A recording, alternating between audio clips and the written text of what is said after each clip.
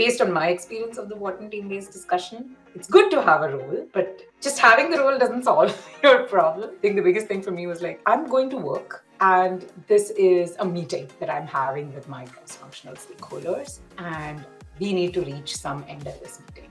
And I will treat this as though I'm the one who called the meeting, but these are all my equals, my peers. This is my head of design, this is my head of engineering, this is my head of this, and we are trying to come out with some solution. Most of the people who end up coming to Wharton are not from Philadelphia. So people move in for school. People are really trying to get to know each other in a way that may not be as much in a school that is in a bigger city or more, like Boston or New York or even San Francisco. A lot of people are already there. They already have their scene. Whereas here, everyone comes and stays very close to each other. So there's a bit of that college vibe to it.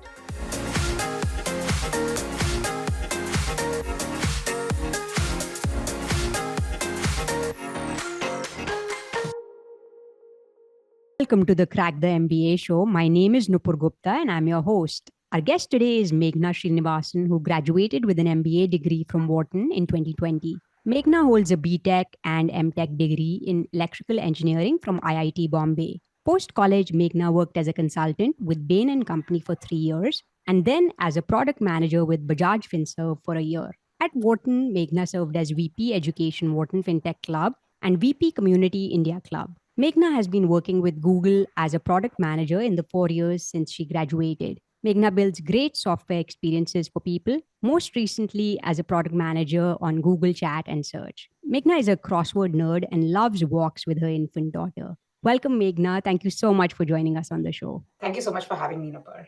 Absolutely. Meghna, to begin, can you tell our audience a fun fact about yourself? The fun facts about myself is I met my husband on Google Chat, and now that's the product I work on. So every week or so, I'll be using the product. And I'll be, okay, this takes me back 10 years when this product, it was a very different use case. I'm building now for Google Chat, for enterprises, but it was at the time much more used by, I think, college students. So it's a fun fact for me. It was definitely one of the reasons I wanted to work on the team. Oh, that is very cute. And that's a nice way to pay it back for the good deed. Yes, yes, I feel I'm paying it back every day with the product. That's lovely. All right. And Meghna, I would also love to hear a little bit about your childhood and the important influences that you've had growing up. Yeah, I think for me, one piece of context about myself is I grew up partially in Bahrain and then moved partway to India. And I think in that, me and my family, my parents and my brother, we were kind of cut off in some ways from the rest of the extended family. We would meet them once a year, once in 2 years. I'm very, very close to my parents and to my brother, and I think they are a very strong source of influence for me. And that experience as a whole, I think, was an important influence for me. So if I think about my dad, he's one of the most intellectually curious people I know. He has just endless amounts of energy for hobbies, for work, for any topic. You just want to go deeper. And I think that's something I really respect and try to kind of instill. I think that's something that I want to emulate, having that much energy in my life. And I think my mom is kind of the opposite, a very focused kind of a person. So, and in some ways, his dad is doing, let's do this, let's do that, let's do this, let's do that. And my mom is, no, let's do this and let's do it properly, let's do it well. I think having both of those counteracting influences at home has been so helpful in thinking about that balance in my own life to make sure you're doing enough, but also not going so broad that you don't do justice to anything. I think those were the two biggest influences in my life. And then the other big influences like being away and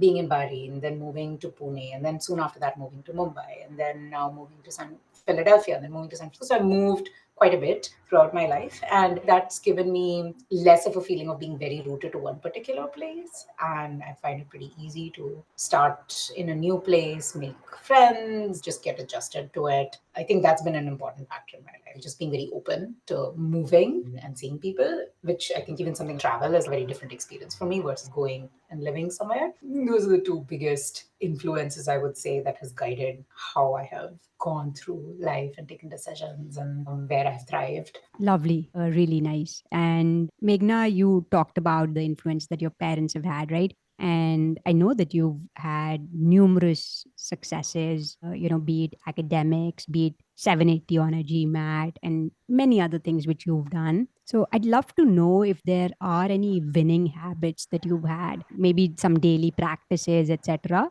which have led to some of these outcomes. Right. This was an interesting question, Prasad. I really had to think about it. One of the things that I realized a few years ago, and which I've been more intentional about in my life, is rather than trying to be very well-rounded, hey, these are my weaknesses and let's try to get really good at across my weaknesses, is the opposite, which is focus on what my strengths are and then do things kind of inflow of my strengths rather than trying to fit myself to that. So how that practically turns out in terms of a practice is some of areas where I feel like I required less effort for me personally is I can communicate well. If I've known the content, I don't need to really do a lot of prep for it. I can just jump in and make my point and pretty good in that kind of a setting. So spending more of my energy in finding roles at work which align with that, going to like events and socializing events, things like that, where I can really meet more people. That is where I think a lot of my energy has gone, which is a big shift from my attitude when I was say 20, where I was focused a lot on like, oh, this, I'm not good at this, I'm not good at that, I need to get better at this and I need to get better at that. Rather than that, I think like, hey, I'm good at this stuff, so let's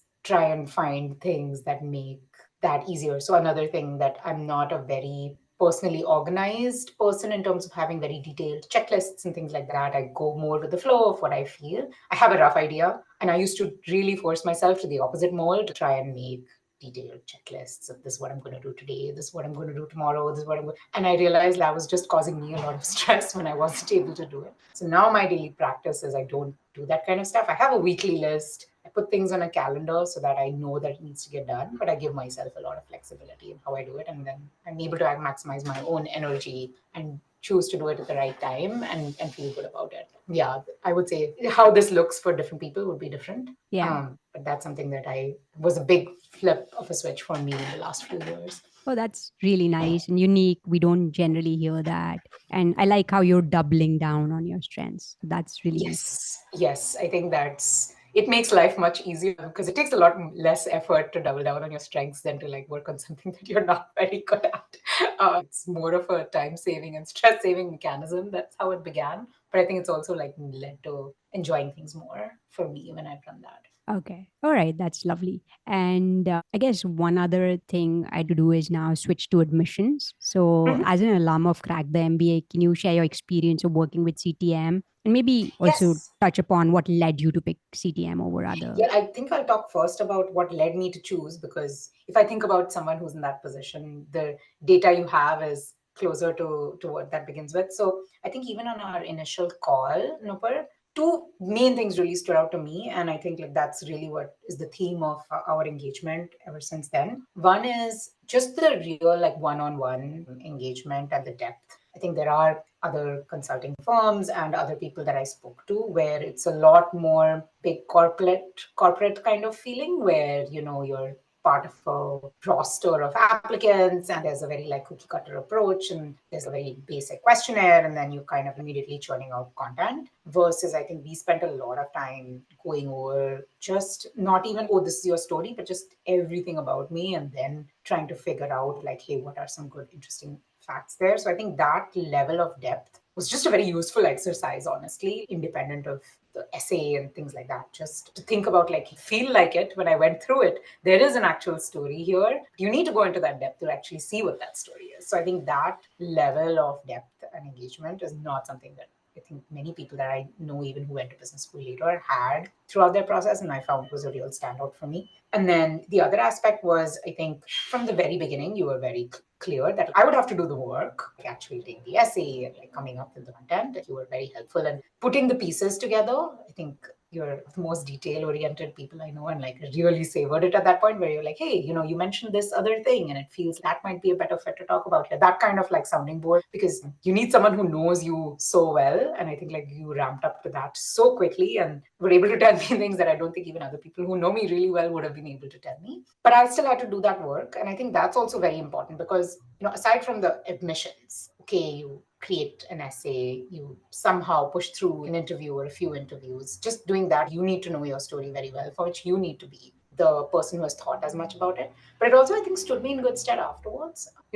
I don't know if people are really understanding after you go. The end goal is not getting the MBA. It's like all the stuff you do when you are there. You're going to be introducing yourself, talking about your story, preparing for job interviews pretty much from the day you set foot on the campus. So you're going to have to do all those things again. It's one and done when you are done with this essay. So it was a very good practice for me of thinking about all that stuff. I was very easily able to stretch my CV that we worked on to immediately incorporate some new stuff when I was there, or when I was writing cover letters and stuff. I had a very good baseline. So I think those two factors, I think, really, really stood out for me right from our initial call and throughout the engagement that we had afterwards. So the ringing endorsement for that process. Okay, thanks for sharing that, Meghna. Yeah, and I completely agree that doing the work yourself is super helpful because, as you rightly said, it also holds you in great stead once you get to business school as well, and even to clear the interview process, right? To get through as well. 100%.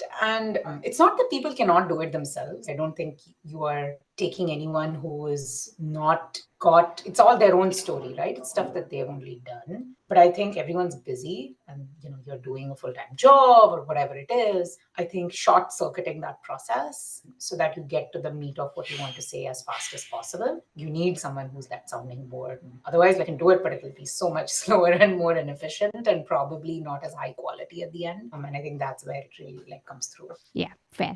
And Meghna, can you share guidance on how candidates can excel in the MBA admissions process? I would say the things that I found worked for me was spending a lot of time just thinking about my story as it was and not making up a fake kind of narrative. The more true to yourself it is, it may not feel like you went through your life following that script. No one does, right? You do a lot of things and then you look back and you see that pattern, but actually reflect on that pattern and see if it resonates with you after what you've written. Like, hey, does that seem like me? Is that something that fits with me? The more you do that, the more it will come through in every interaction you have. You will be having interviews, you will be writing essays, multiple essays. They're all kind of trying to basically gauge who you are, what kind of person are you, what was the kind of thing you will bring to that class of your classmates. And they want to get a picture of you. That's how they've designed these questions. That's how they've designed that process. If it was just a checklist of accomplishments,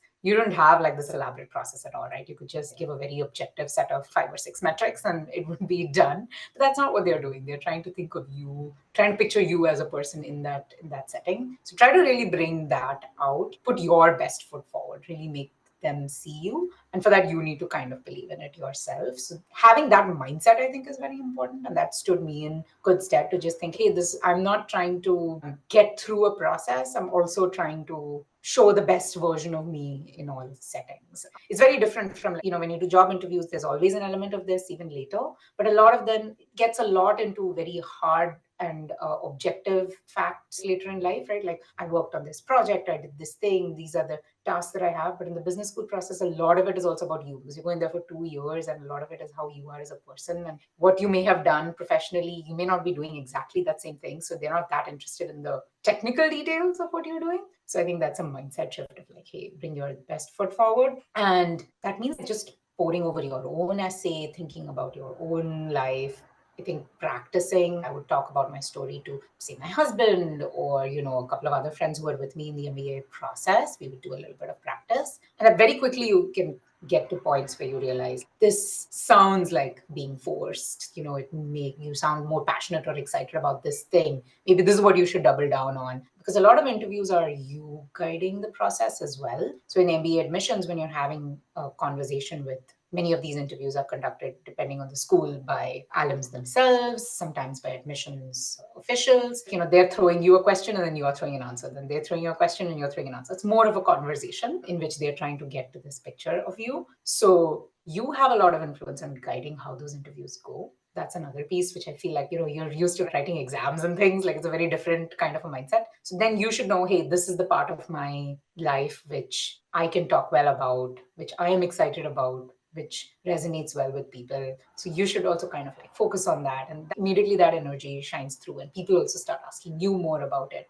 And that leads to like a virtuous loop. I think that is something that took some time for me to understand through the process, but like practicing with a few people to give you some immediate and honest feedback on, that's where the story shines. And then you should do a lot of school research. And I think like school research is a hard thing. You can do a lot of Googling and sit on a lot of these forums and things like that. But I think there's no substitute for talking to people. So try and talk to people who have been to these schools. And there's a temptation to just ask very templatized questions like, oh, this is the course, how is this? And like, to have a questionnaire. That's great. You should do that. I mean, that helps you prepare for, once you get the admission, what are you going to do? But also try and understand like, what kind of person is this? What kind of career path have they taken? Is it something that I'm interested in? And then you can see like, hey, if it worked out so well for them, then I can put myself in that position as well. Try and going a little deep into picturing yourself in that school. Just imagine like, hey, tomorrow I have got this admission. I am sitting there. How happy do I feel about it? Or maybe I don't feel anything because I don't know. So then how much information do you need to know? One piece that I wish that I could have done, and which I feel people, if they have the opportunity, should do, is campus visits. If you're anyway traveling to some of these near these schools beforehand, try and like pop in and do a visit or something like that. You can see students in their environment. I think like some of that definitely does help as well. That's something I wish I could have done. It took me a lot of research online and talking to people. And I had some advantages. My husband was doing an MBA already. So I knew, for example, about his school, and he had some connections in other people. So I spoke to a lot of people, but there's no substitute for that. You just have to talk to a lot of people. Okay, fair.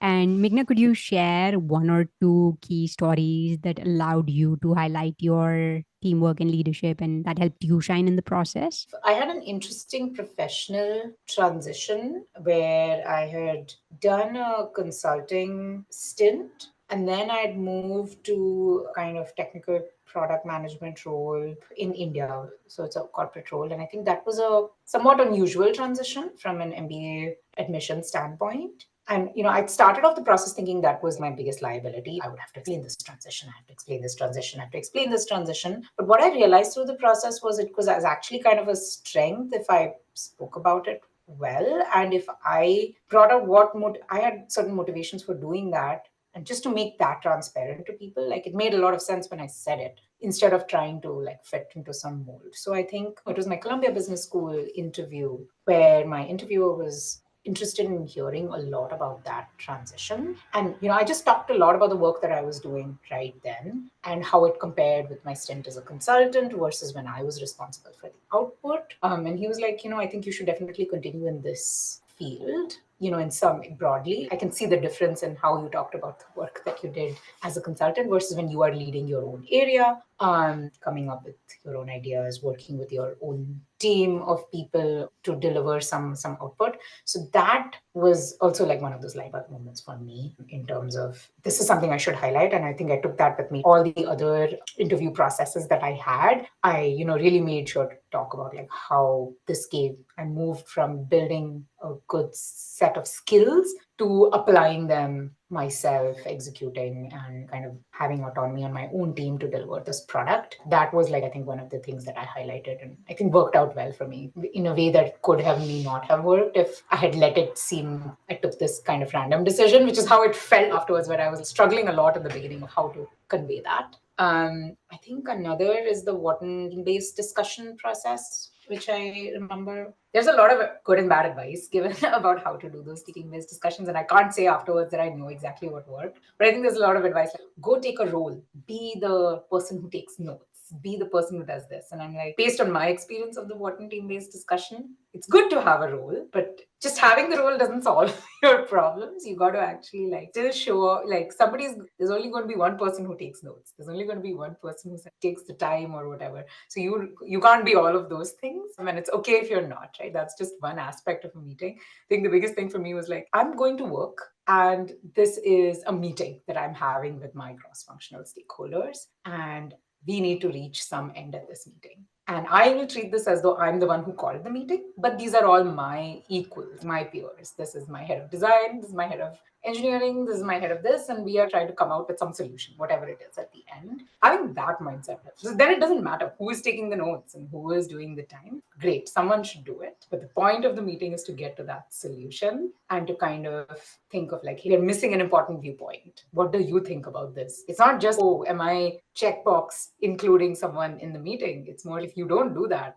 your solution is going to miss some very crucial aspect. And that's how it works in real life, right? If you ignore some people, that's going to have some implications for you later. Or you need to keep the meeting focused. When it starts getting kind of crazy, it's your job to be like, hey guys, we came here to do something, let's do it. So I can't pinpoint to any one specific thing that I did in the team-based discussion because I frankly don't remember. It went so fast. But having that attitude, I think, helps. Don't analyze every interaction, etc. Just think about it as, hey, this is my team, we're trying to get something done. That was something that I realized was my way to get through that process, and I feel like that's how I would tell someone else to do it as well. Yeah, I love the owner's mindset that you spoke about, right? That look at it as you've called that meeting, because then you're definitely going to be an owner, you're going to have agency over the outcome as well. And that's how you're going to conduct yourself through the meeting as well. Yes, and honestly, that's how you end up doing. You join Wharton, you have like class projects with your teammates, you do things where you're consulting for some small business or whatever, any kind of initiative that you do. This is a very good representation of the kind of peers you have. You're all going to walk away with some action items. You're all going to, brainstorm and come up with some stuff. It's a good representation of the kind of thing you would actually be doing. So just treat it like that and be in a practice run versus how can I, contrived ways of checklisting, like, did I do this and did I do that, versus the spirit of what they're trying to get at the team is. I mean, you shouldn't just keep quiet the entire time, but probably if you called a meeting, you wouldn't. So I think that was Yeah. a helpful way for me to think about it. And just a follow up on team based discussion, right? What do you think the admissions committee is looking for in candidates? What traits, if you will? I'm sure they're looking for like a few different things, and like everyone has some indexes more on some and less on others. So this is where I think, going back to that point about indexing on your strengths versus being too well-rounded to an extent where you're trying to do too much, you just have half an hour. But I think the admissions committee, and I didn't work in admissions, and this is not coming officially, this is just my gauge of what they're looking for based on how it went. They're looking for people who have some good ideas, who come in prepared. So it's not like you just come in and don't say anything and have nothing of quality to say. People who can think on their feet. And then also people who are able to get the best out of others. Now, there's an element of that is that's what you're trying to learn. That's what you're trying to do through an MBA, like the leadership skill. A lot of it is getting the best out of people so that as a group you do better than the sum of the individual parts. So it's not like, expect everyone to be absolute 100% top of their game. If you came in with an idea and it's just you continuously pounding on that idea till the end, that's a very different thing than coming in and incorporating what everyone has to say and then coming up with some solution. Not you coming up with it, but all of you as a group coming up with it. So I think what they're looking for is, are you someone who can thoughtfully engage with the people around you? So it's not taking everything they say and immediately just pivoting, hey, let's do what you said, or hey, let's do what you said, but really thinking about the content of what they're saying, trying to say, hey, this is what you're saying, this is what I'm saying. Is there a way in which these two things together can come up in a good way? If you disagree, a thoughtful way of debating about it, being like, hey, this is what you're saying, this is what I'm saying, but can we come up with a framework where we decide what is the right way to go about it? So I remember in our team-based discussion, everyone had lots of different ideas and we had very limited time. So then we had some high-level goal of this is what we had to design, I think, a course program or something. So we were like, this is what the course is supposed to do. Like that said, doing that in the beginning. Then it was easy to be like, hey, what you're saying is a good idea, but between these two ideas, which advances is closer to that specific goal? And then it becomes less about you versus them, but more how can we as a team find the right solution for this idea? But being able to frame it in that way, people don't feel nice if their ideas are rejected, and you should not make people feel rejected. So I think the admissions consultants are thinking, the admissions committee is looking for people who are able to handle themselves well in that kind of situation. And practical stuff, of course, are you communicating well? Are people able to hear you, understand you? Probably not if you are dominating 98% of the discussion. These are just obvious fallouts of that core principle of like, you want to get to a good point, good answer. and engage everyone around you. I think that's the biggest trait they're looking for in the team-based discussion. Before you get called for the team-based discussion, you've already written essays and they've seen all your resume and a lot of stuff. So that's a good picture for them of you individually. And that is less of a focus in the team-based discussion of your accomplishments and things like that. Okay, understood. That's really helpful. Thanks for sharing, Meghna. And I now want to switch a little bit more to Wharton specific questions. And the first thing I want to ask you is what led you to choose Wharton as the school you would attend? Yeah. Well, I had the choice between two schools. To set the context of, I had an admission from Wharton and I had an admission from MIT Sloan. So for me, a lot of my final decision weighed on the comparison between those two schools. And I also had a waitlist admission from Columbia Business School. So how much effort I put into that also was like a factor. If you have different sample set to choose from, your factors may be different. But for me, what really tipped the scale, first, the size of the Wharton class, which is very interesting. It has a lot of profound implications. I think in terms of, for me, it was important to have connections in India because I'm living in the US now, but I see myself living in India at some point. So I wanted to have a school which has good network strength and people who have done stuff in multiple places globally. And US and India were the two that I was most interested in. So that was one big factor.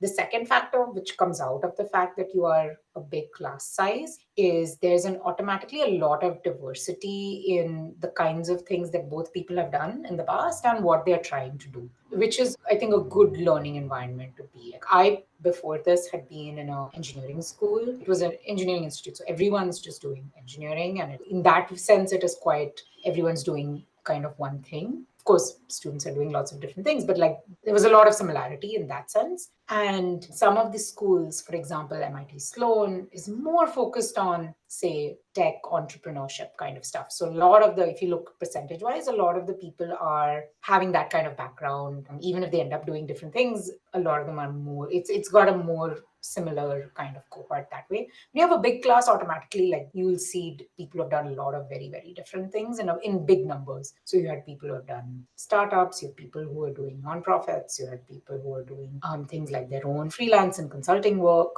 You had people who are doing big tech, you had people who are doing small tech, all of that. Is that in a smaller class too? Because I think the MBA folks in all of these schools are really trying hard to get that feeling in the school. But, I knew that I was interested in things like tech. I was looking at big tech, but lots of different roles in it. Wharton, I would be able to find, in even a niche kind of role, some specific business strategy or marketing or whatever, there would be like 10 people for me to talk to in any given area because it was big enough for us. So I think that was a big factor for me, the second one. And then the third one was, one of the nice things about Wharton is, even though it's a big class, most of the people who end up coming to Wharton are not from Philadelphia. So people move in for school. People are really trying to get to know each other in a way that may not be as much in a school that is in a bigger city or more, like Boston or New York or even San Francisco. A lot of people are already there. They already have their scene. Whereas here, everyone comes and stays very close to each other. So there's a bit of that college vibe to it, which is just really fun. Like I really miss that from my own undergrad experience. And I was like, I do not mind going and doing that again. You end up spending like a lot of time with your classmates. That was something that I think appealed to me a lot. Okay, lovely. That really gives us a great sense for why Wharton for you. And Meghna, you were talking a little bit about Philly, right? So maybe you can expand upon what living in Philly was for you and where you were living and maybe some of your favorite eating spots. Yeah, I love Philly. I'm sad that I haven't visited in the last 5 years. It's such an amazing city. It's got a lot of that old Northeast US vibe, old New England, beautiful architecture, a lot of history. It's just amazing, a very beautiful city, but kind of human sized, not New York, which is so overwhelming. So you can really explore Philadelphia. It's a very reasonable goal to have within the 2 years you have to have, really to know Philadelphia, to go and explore it, and to have, you'll have a big crew of friends with you to do it in school. So that's like something that I really, really loved about the city. Most people at Wharton, if folks who are listening to this have already gotten admission at Wharton or are considering, end up living in this one square of a few blocks, I think like by 5 or 6 blocks in Rittenhouse Square, Center City in Philadelphia. So everyone's like within like a 15-minute walk of each other.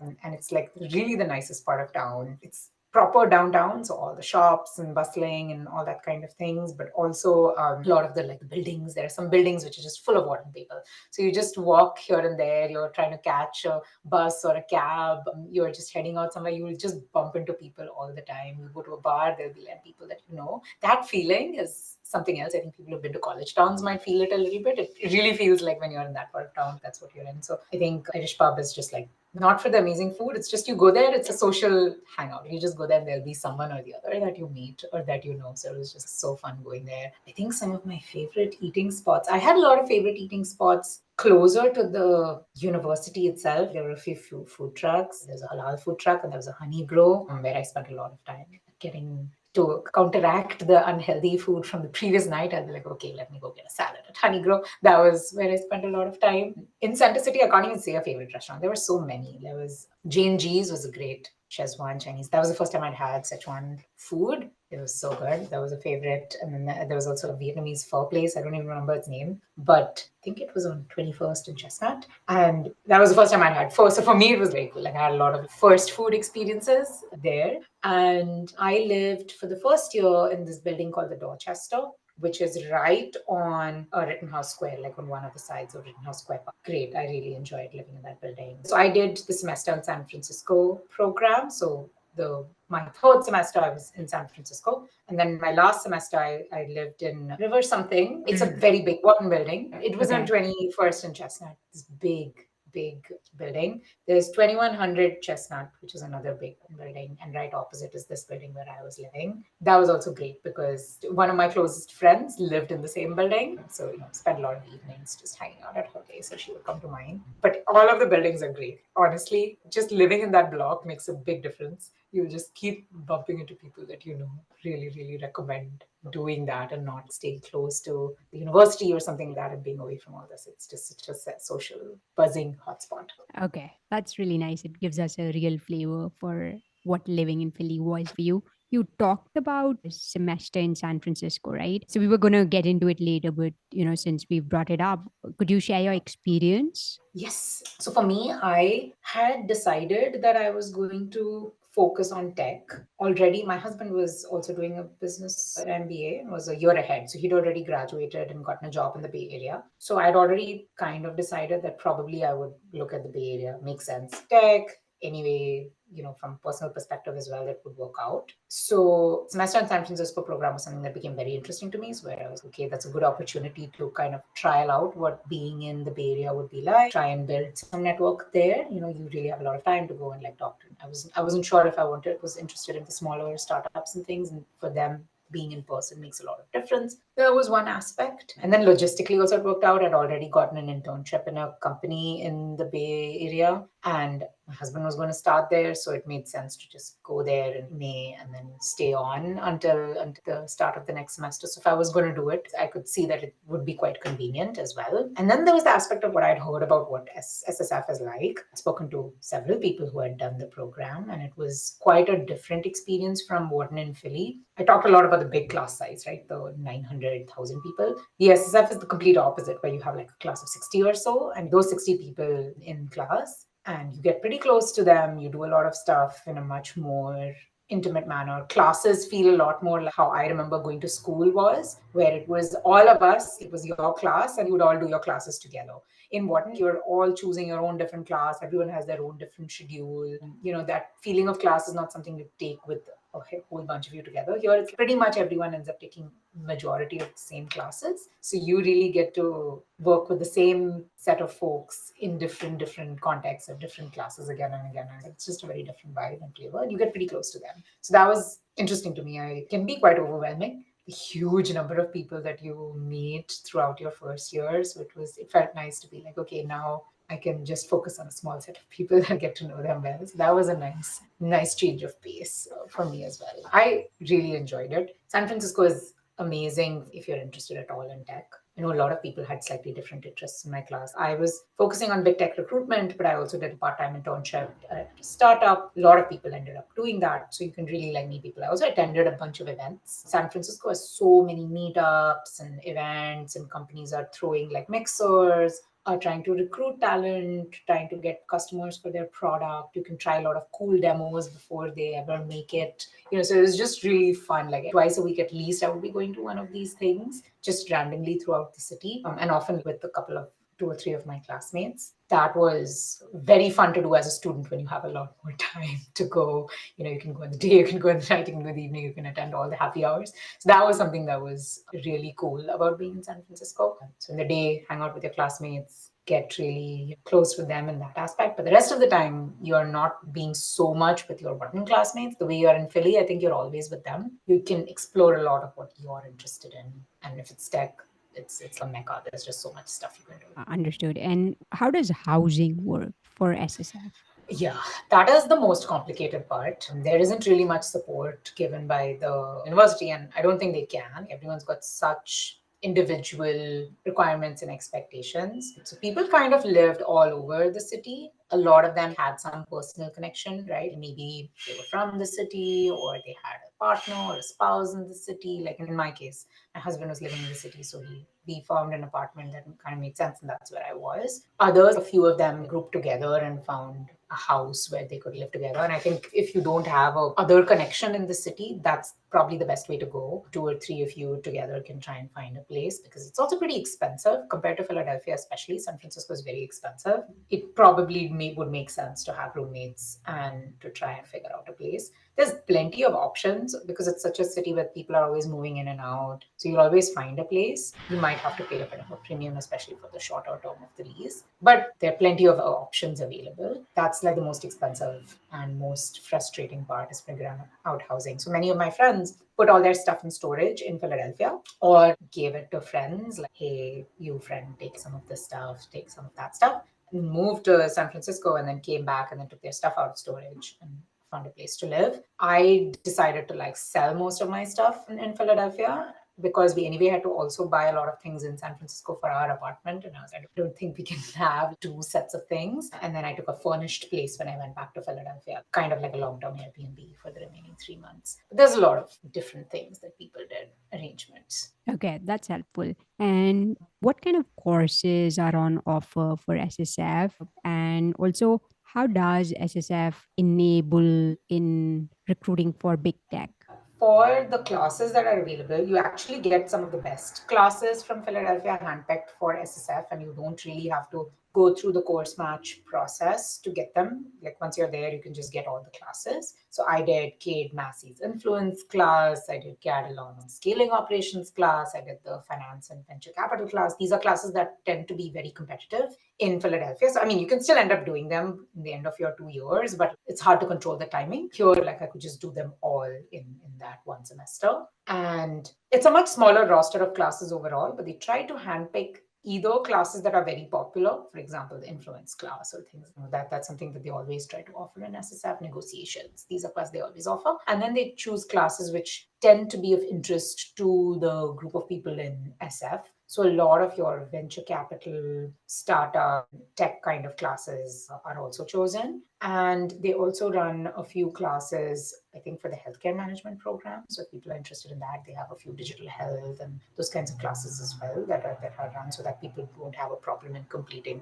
the required number of credits. They also do some balance of the popular majors that people might be doing, so that they don't suffer too much from not being able to complete the major. And I really love the classes in SF. I feel like somehow it was easier to be more focused on academics during SSF than it was in Philadelphia. In Philadelphia, there's just so much stuff going on. In SF, I felt like you can be a lot more focused. And I think it was also because the classes were more of interest to me. Like we had gotten beyond the core curriculum at that point, and it was more kind of electives I anyway would have wanted to take. Really, really good classes. Like for me, Cade Massey's influence class is something that I took because I'd heard a lot about it and I heard it's fun and, very cool. But it's actually something that I think the one class, content of which has been the most useful for me in the last 4 or 5 years, more than a lot of the technical stuff, is it's what I do all day, is having to convince people to do things. And the mindset and everything that I heard in that class was really something that I reflect upon pretty often. So that's a class that I didn't even go in thinking I would want to do it as much as I have ended up using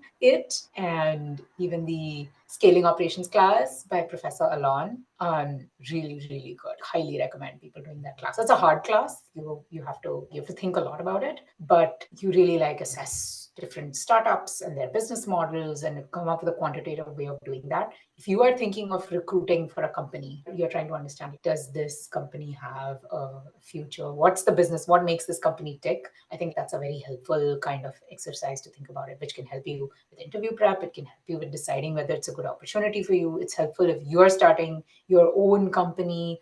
Some of the frameworks and tools from that are so helpful. Really, really enjoy those classes. And I don't know if, in Philadelphia, there's so many options. Like it's too many great options. You're like, which should I choose? Which should I choose? What should I do? In SF, the more limited options means I ended up doing these classes for sure. And I really, really enjoyed them. Very cool. And is it hard to get through SSF?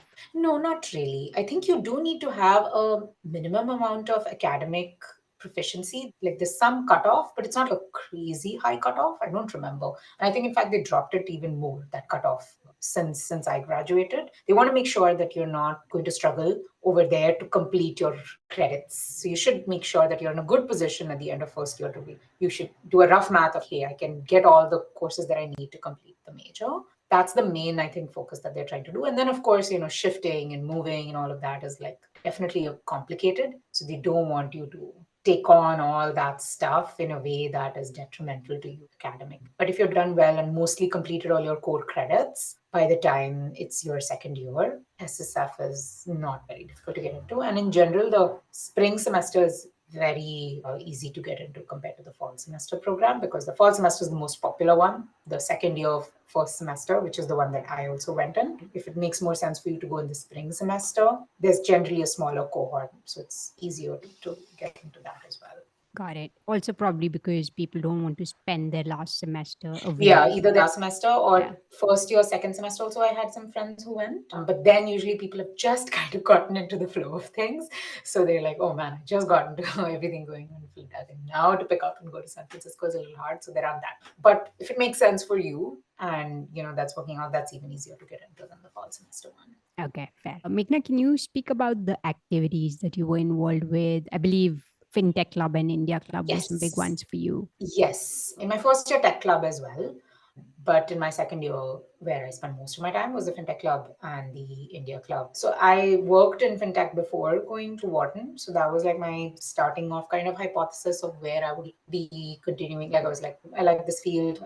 I might be interested in continuing it. Certainly well enough to engage on campus. It felt like if you look at the Fintech Club at Wharton, it's actually an amazing club. They have this podcast. And now I don't even know, there must be like a good 250, 300 episodes minimum of content on that podcast, where they've interviewed everyone in fintech globally. They've interviewed people in India, they've interviewed people in Latin America, they've interviewed people in the US, they've interviewed people in Europe, just from a perspective of understanding fintech and the companies and what they do and business models and whether you're interested. Just listening to that content it's just free content which is out there. And already that club had done a lot of that, but it's gone to another level since in the last 2-3 years. I think during COVID, they just amped up the podcasting to another level. So it was just a very good, small, but passionate group of people, which I think that's what, like, the specifics of the Fintech Club. I just like to be around the folks who are so into it. So it's just fun working on it with them, coming up with events and things. And my role there was on campus. So I did talks and sessions where I would invite people to campus and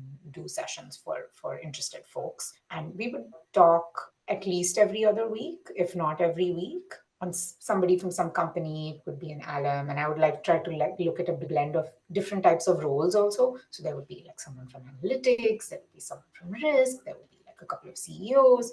That was great. It was a great opportunity for me. Honestly, I was anyway recruiting, doing a lot of company research. So this was just like, it's a real win-win-win that can happen. Even any of these kinds of roles across any of the clubs, digital health, fintech, tech, whatever people are interested in. You're anyway doing a lot of that work to find those companies. You end up sharing those learnings with your classmates, so it's beneficial to them. The people that you're calling get to meet a lot of excited and good talent. So everyone, it's just an amazing win-win-win that can happen. I highly recommend folks to find that area that they're interested in. There is a club for it at Wharton, or you can start it if it isn't, and do some role like that, because that's the best way to meet and talk to a lot of people doing the roles that you picture yourself doing, because they're like 5, 6, 10 years ahead. That's like the window into what you would be doing later. So highly, highly recommend anyone doing that. On the social side and more personal side, the India Club role was super fun. I think it's one of the more active clubs at Wharton. They throw a lot of parties, do lots of mixers, events, and also a lot of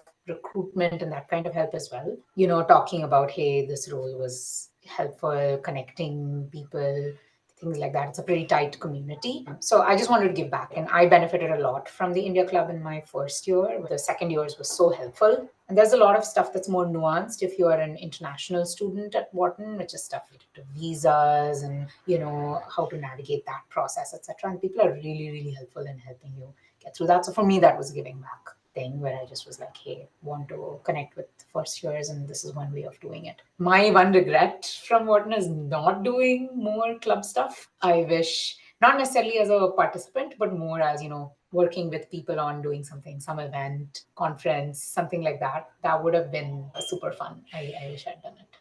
It's highly recommended experience. Okay, lovely. And anything about the tech club that you'd like to share as well, Meghna? Oh yeah, Tech Club I was more involved in the first year.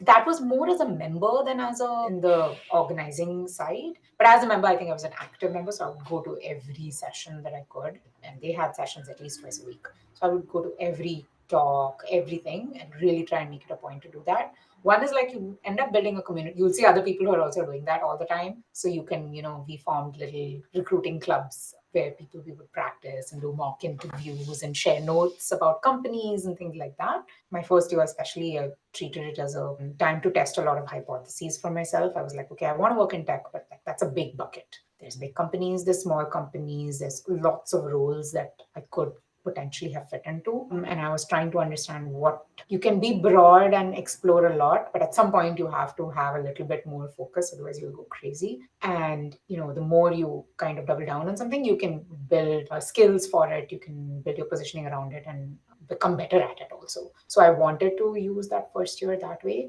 So it was a lot of information gathering was my first year.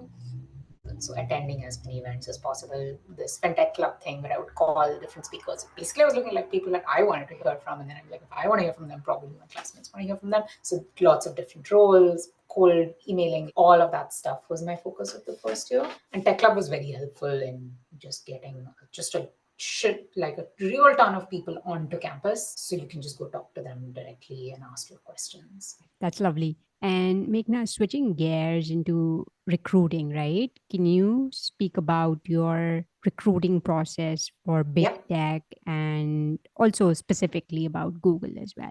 Yes, I interned at Adobe, another big tech company, and I ended up taking a full-time role at Google, which is another big tech company. But I also did a part-time internship at a very small, like 10-person startup. So I had kind of recruiting experiences through these and like others during my time at The Wharton. part-time internship was while school When was I was in on? SF. Yes, Oh, when school was okay. on. So how When did I was that doing work SSF. logistically? It was particularly possible to do it in SSF because the way SSF works is you don't have class every day. Rather, you have 2 days full day where you have a bunch of classes because professors are flying in to teach. So they would organize the schedule that way. And a lot of stuff is pretty remote friendly as well. Like you end up doing a lot of your calls on Zoom rather than going somewhere. So as long as I was able to work, so I had plenty of time to do the work.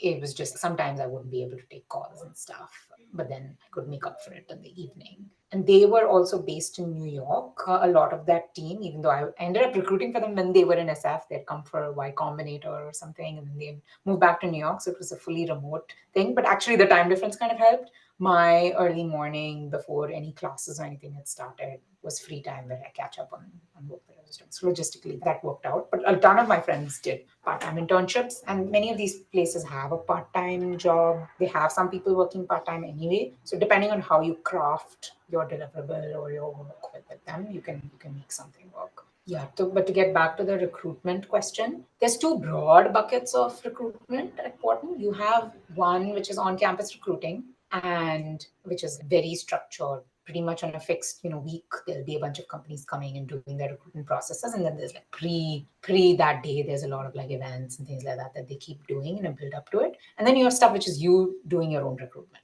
Ultimately, they might put up a posting on your school board and they take people from your school, but it's a semi-formal thing at an almost not formal, maybe they'll have one or two things. So big tech kind of falls closer to that side of the house, but at the same time, they've been hiring people from Wharton for a long time. So they do invest in, they will always put up a job posting. There will be a couple of people from the company maybe coming to the school at some point to like give a kind of pre-MBA presentation.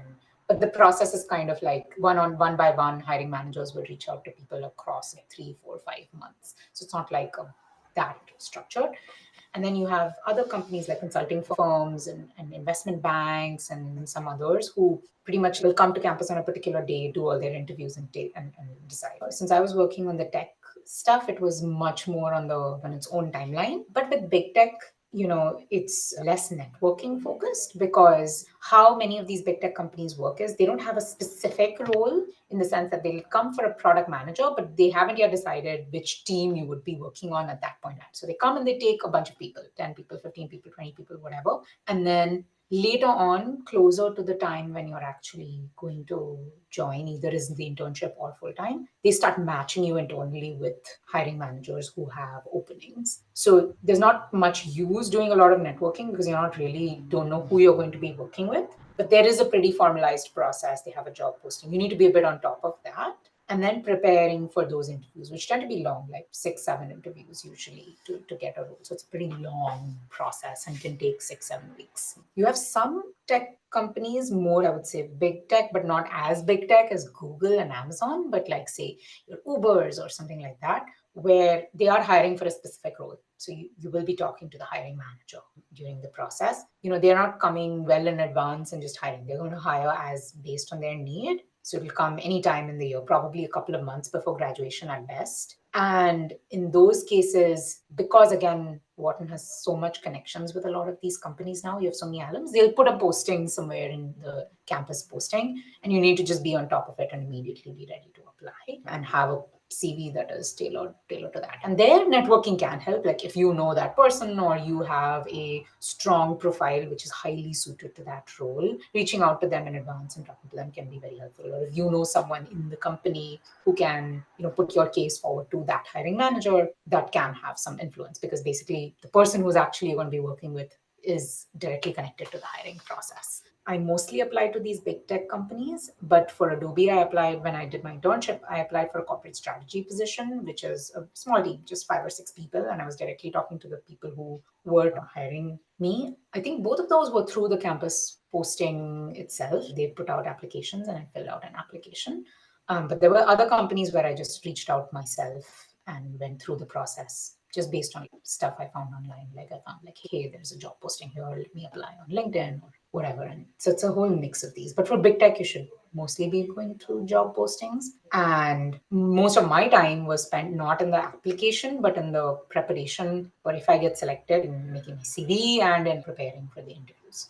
That was where I spent the brunt of my time. And what does the preparation look? And another question alongside is, did the fact that you did not have a bachelor's degree in computer science, did that put you at a disadvantage, specifically at a place like Google, where I hear that the PM roles are more technical in nature? Right. So the product management preparation process, especially at, say, Google or Amazon, it's pretty standardized at this point. There's a lot of material online, and I followed that as well as like help from second years who are already in those companies. But it basically looks a series of interviews, and you have interviews which are related to, for product management, and for different roles it'll look different. For product management, it looks like they have a product design and a product sense interview, which is how do you think as a product manager. And they have a technical interview, they have an analytical interview. So it's pretty structured that way. And you'll know which one you are doing before you. Can you give us one quick example of each of these types of interviews? Sure. A product sense or product design interview, the kind of problem statement you might get is, you are in charge of the TSA, the security of this airport. How would you improve the experience for a passenger? That's one type. Or something like, tell me about your favorite software product and what would you do to improve it? And what they're really looking for is more at a high level rather than super, super granular. Like, what are the features that you might suggest to improve that, or what is a new product you might totally introduce into this space. And some of them can be very like wacky, and some of them can be very grounded in reality. That really depends on your interview. So that's like that bucket of things. And that's really around like, can you come up with good ideas? Do you have a sense of like how you could take an idea to reality? Then you have technical interviews. Technical interviews are focused on, and these are not asked in all places, but it was asked at, say, Google, where having some technical ability is something that they definitely like bias towards. They want to understand your general understanding of technology. They don't expect you to know how to code, but can you have an intelligent conversation with an engineer? Can you understand what is feasible technically and what is not feasible technically? Can you understand at a high level, like, is something very complicated and will take a lot of effort and something that is cheap? Do you have a sense of what is cheap and what is difficult? That's what they're really trying to gauge. And also your communication about technology. I think that's another important piece. So it's usually done by an engineer, and they might ask you, like, I remember my technical interview, there was some question about, hey, if you had to design a service similar to Twitter, what are the technical considerations that you would have to think about? Like, what are the trade-offs that you would have to make in order to achieve this goal? What are you giving up? And what are the kind of metrics that you might think about when you're making those decisions? But there are lots of different other types of questions in this flavor. Some one that like people ask if they're testing more of your communication might be like, talk to me about a technical thing that you have done or worked on based on your CV, but then explain the technical nuances that you went through. So that's very tailored to your CV. Like, it can be whole gamut. And then you have an analytics interview. At least Google, and I know Facebook, for example, are very, very data driven as companies. They make all of their decisions based on, you have to set out a metric of success, and then you need to often design that metric, and then you need to come up with a target for that metric, and then you need to see how that metric is moved. That's really how your day-to-day works. So there might be, hey, you are in charge of some feature, some product. How would you measure success of that? What are the kind of metrics you'd look at? And there's usually a lot of subtleties and nuances where this metric doesn't capture everything. So then, would you look at something else as well? How does that work? And then it's a conversation with your interviewer around how you think about numbers and metrics. I think that was the different types of interviews that I've had. And that's a good representation for many big tech. A lot of big tech companies will have some flavor of these kinds of interviews. How you do them, there's some company specific flavor that different people have. Like, I think for Amazon, there's a lot of focus on the 14, what do they call it, those customer principles or something. So you want to make sure that you are thinking about those when you're talking about it. In Google, not so much around those, but more around like, can you show as many ideas as you can? So there's some individual bits of flavor, but the preparation process is pretty similar across all of them. Okay, got it. And were you using resources of the tech club to prepare? Yes. And I think the Tech Club had a bunch of interview questions. That's like the most useful resource. Different people who have done different interviews with all of these would come back and share the kinds of questions they had been asked. So good for like mock interviews. And then the Tech Club, people who I'd met through the Tech Club, we used to form like these pods and practice. So that was the biggest resource. And then I think a second year from the Tech Club had also shared over time some of the websites and things that they found helpful for the tech interview, or other sources of analyses of certain businesses and things like that. You want to be, in general, kind of up on your tech news if you're preparing for tech. And I'm sure this holds for other fields as well, but tech is also an area where there is news literally every day because it's pretty topical. So there'll be some big regulation, and that has a big implication on how the viability of these business models, and you might need to make some big changes in the product for it to make sense anymore. These are very good fodder for interview questions where people might, because it's also a good sign of like the kind of work you might have to do. Something comes up, a big change comes up. How would you as a team respond to that? What changes would you make? So it's a good interview question as well. Somebody might ask you. So just being up on your tech news. And then now you have so much stuff around Gen AI and LLMs. I'm sure there's a bunch of questions around, hey, this product exists. Now we have this amazing Gen AI kind of technology. Is there something, some big gap here that we can now solve that was not solvable before? What are your ideas there? You need to be able to think about that. So being up on your tech news, and Tech Club would share newsletters, and individual folks would like share a lot of resources on like, hey, this is a good podcast, and these are some good newsletters to follow, things like that. Understood. And have you interviewed candidates, recruiting them into PM roles or other tech roles? Yes, mostly PM roles. Okay, and what are PM some roles. common characteristics in candidates that have impressed you? I think the most impressive thing is folks who actually come up with a novel insight or an idea and can talk about it in depth and like build it out. There's a lot of candidates who stay at the meta level. And this is specific to product management. I think in a strategy role or something, you would be, in fact, going in the opposite way. But for product management, you want people who can actually like come up with an actual solution or an idea that the team can run with. Versus, it's very easy to keep staying in the loop of this is what I would do. I would analyze this data. But in the interview, I expect you to actually come up with the answer, not say, I will analyze this data. So less of your process and less of like, there's a lot of like, especially when you're practicing to get into kind of frameworks and be like, these 5 different options, then narrow it down to these 2 options and narrow it to this one option. But you have only half an hour interview. As an interviewer, I'm more interested in going to a specific idea and building it out than hearing about 6 different ideas and then narrowing it down. And then by the time we get to the actual interesting idea, it's the interview is over. And then I haven't really gotten to understand how you think about in detail about that thing, what it looks like, what it feels like, what are the metrics of success, or how would you watch it grow, those kinds of things. So I think that's candidates who can come up with a good idea quickly and then get into depth of it. That really stands out versus spending a lot of time on meta-analysis. And this is a skill. I think they are trained to do a lot of the meta-analysis stuff, especially if you've worked in higher level like strategy or in consulting. That's the skill. You want to break down the problem into lots of little problems and then try to find the right problem to focus on. That's a lot of people's training. But that's not the right skill to focus for this role. And so you need to be able to shift your interviewing capability and your thinking to align with that. That's a very helpful insight. And Meghna, you've navigated one of the most tumultuous times for tech, right? What has helped you thrive in this environment? I mean, a cheat code is I kind of already had this job before the tumultuous times started. So definitely, like, I feel sorry for people who are in the job market now. And I'm unfortunate that I'm not been in that position as of yet. This is an environment where tech companies as a whole are kind of cutting back from a period of excess to a period of focus. You want to be working not on a vitamin but on a painkiller is a phrase where if you want to work on something that's very essential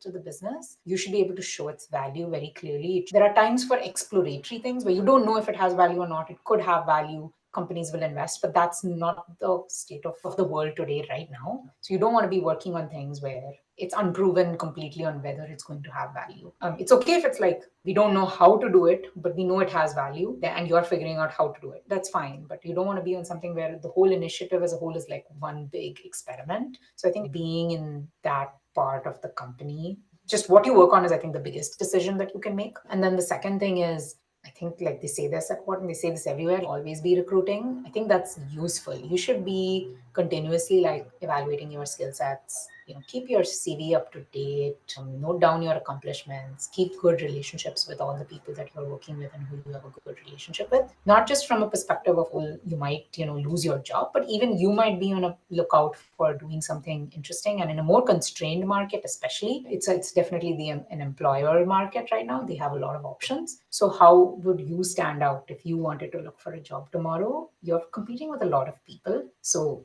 be on top of your game and execute really well at work. I think this is not a time to do 500 different things very well, but to do a few things really, really well and do the things which are valued by your business. So you should have a very good viewpoint of like what you are doing. So to bring it to a bit more to reality for me within Google Chat, I think like the fact that I'm working on Google Chat, which is, I know, strategically important to Google. It's part of the Workspace suite of products, which Google has been continuously investing in. It's an indispensable part of the Workspace suite of products. I knew before I joined this team that it was growing, and it has been growing in terms of the number of people they want to put into it. Chat, I believe, is the way people are going to work more and more. I think it's already clear with Slack and Teams and things like that. People have moved away from email and have moved to this mode of communication. Definitely got a big boost during COVID as well. So that was a bet to take at a high level, like evaluate that. If you feel you're working on something that's not, that important, I think it's a good time to start thinking about like what else you can work on. I have many friends who have made navigations and transitions now from teams that they were working on to other teams, so that they are working on the things that are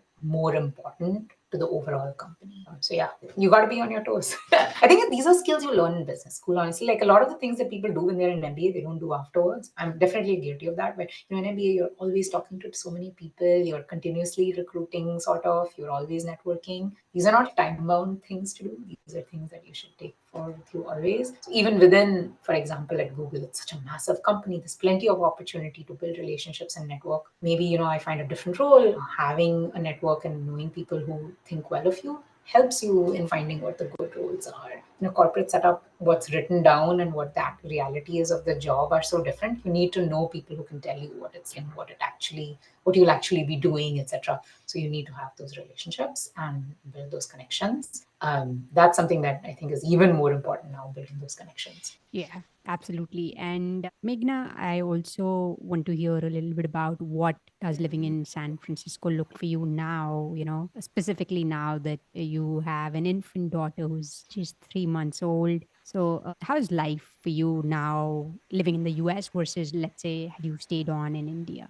Right. This is, I think, the most profound decision you're actually making, more than the specific job that you might be doing post your MBA, the geography where you lived it on, and so many things. I think I'm in a big tech. It's been pretty stable, though I have changed teams within the company. That has, a certain way in which like everything is kind of structured at work. I have specific partners who do specific things at work, and which means that there's a lot more flexibility and control I have on my schedule. It's not a client facing role, it's an internal role where we are building a product. So we think in terms of quarters and half years and years, and not today somebody has called for a meeting and I have to go there, or I have to travel here, or I have to travel there. So I've spent a lot of time in San Francisco, and I go to work and I come back, which is a big contrast to when I was a consultant and where I had no idea where I would be 2 weeks from now. And that means that I built a good routine around myself, and living in San Francisco with that routine has been great. I've explored the city. It's a small city, but a very beautiful one. And it's a very naturally beautiful city. So especially if you're into like any kind of nature stuff, it's just so accessible pretty much throughout the year. The weather is great. So you can see the beach, you can go skiing if that's your thing, you can go to the mountains. Wine country is nearby. So there's just so many different things you can do. And then the city itself has a lot of history and a lot of like cool things to do. It's also the cutting edge of tech. So anyone who's like, I don't know, AR, VR studio, if it gets set up, it's first going to be set up here. If you're interested in technology, like if anyone's releasing the beta version of a device, you're going to be able to experience it yourself. That's where your interest lies. That's also like a lot of fun things you can do here. For example, one of the cool things of late has been this company Waymo, which makes driverless cars. You can actually drive in them now in San Francisco. So it's a fun thing that we always do. Once in 2-3 weeks, we book a driverless ride, and we can see the improvement over the last few months of how. So it feels cool to be at the cutting edge of technology, and it's been fun living in San Francisco for that reason. And with my daughter, the weather being so good has been really nice. You can just go out, go for walks every day, go to like neighboring streets. There's just lots of nice things to do. It's also but tough in its own way. I think especially with COVID, right? There was a lot of limitation on travel from India to US, US to India. Getting visas is still difficult if you don't already have one, a tourist visa. So there's a lot of stuff you need to do yourself, and it's a new thing for me. I'm a first time mom, so you don't even know what all things you need to do. You need to do a lot. Working in Google or in one of these tech companies and having a job for some amount of time does have like good benefits in terms of things like parental leave. Both I have good parental leave. My husband, who also works in tech, has a good parental leave How policy. much parental leave do you have? So I end to end I've got about 6 months, which is pretty good. And my husband has 4 months, which is also very rare. So put together, we're able to support each other through this. Otherwise, it would have been really hard. And I think that's pretty much the norm in most of the tech companies. So that's something that I really have valued. We would have made it otherwise, but this has made it a bit more fun and a bit more relaxed for me to not have to jump into work in like 6 weeks or 8 weeks. That's amazing. And Meghna, what's your parting advice on how incoming students can be better prepared to hit the ground running and succeed at business school and beyond? Right. The one thing I would say is you're kind of trying to find this balance between exploration. You're meeting so many different people who've done so many different things. The world is so open. You're like, I can do this, I can do that, I can do this, I can do that. The other side of the coin is, you need to start doubling down on something to really get good at it, to position yourself well. There's just so many hours in the day. You can't do everything. It'll kind of take you everywhere. So use your some amount of time, whether it's 1 year or 6 months or whatever at Wharton, to really like explore as much as possible, and then kind of dig deep. That's what I would say. And there are different ways you can do this. Fundamentally, to talk to a lot of people, you can find many, many ways that you can talk to people, and Wharton is an amazing platform to talk to people. While you're a student at Wharton, everyone wants to talk to you. So really utilize that opportunity. Right? Like if you are some president of some club or whatever it is, you have enough funds to call people over.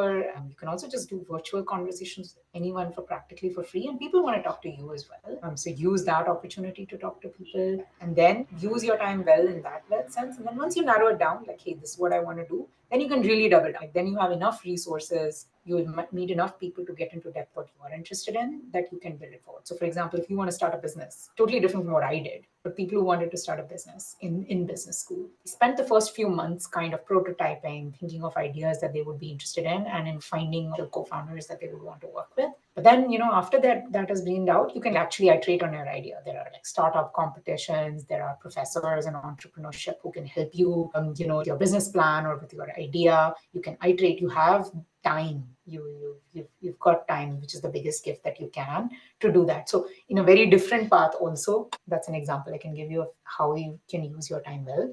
Don't just drift. Don't come in with too much, I can do anything. Effectively, you can do anything means you'll end up doing something, but that may not be the thing that you wanted to do, and you don't want to be in that position. And also, but you don't necessarily want to be so tunnel vision and so focused that you lose some good opportunity. So have at least, you may come in very clear, like, this is the one thing I want to do, but it's a competitive world out there. There are a lot of things not in your control. COVID happened when I was graduating, right? Like a lot of things that may have been possible, a lot of companies just shut down overnight because they couldn't survive. If you were putting all your eggs into that one very specific basket, it would be very tough. So have some flexibility, give yourself some grace, some time, some exploration ability. There's so many people, interesting people you can meet, and then dig deep. It's an amazing opportunity. You won't get it again. Like, you can keep learning the skills, keep networking with people, but you'll just not have the time that you do MBA. Lovely. Really appreciate all the advice you've given, Meghna. That's such helpful Thanks so much, perspective. Nupur. Yeah, and I especially appreciate you taking out the time with a 3-month-old baby. It really means a lot. Thank you so much for your time. Thank you. I've enjoyed this conversation a lot. Thank you so much.